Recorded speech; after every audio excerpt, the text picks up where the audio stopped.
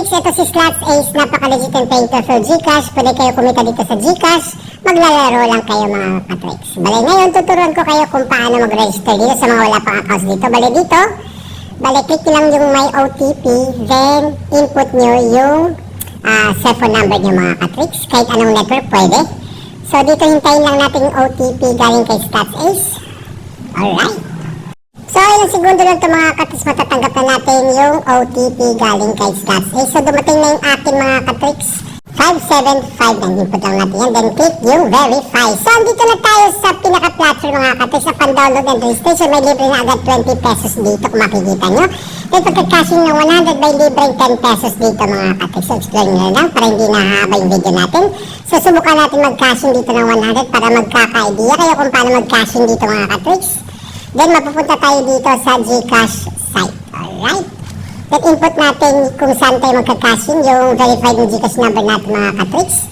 Then, click open. Then, madadirect tayo dito sa Gcash app. Of course, input natin yung 4 na MPIN natin code mga Katrix. Okay, so, automatic lang ito mga Katrix. Pagka-input natin, dito tayo madadirect. So, automatic yan. Okay, dito tayo mapupunta. Then, click next. Then, click yung checkbox, then click send.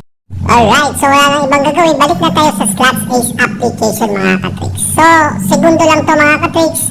Magre-reflect na yung kinashin natin na 100 pesos dito.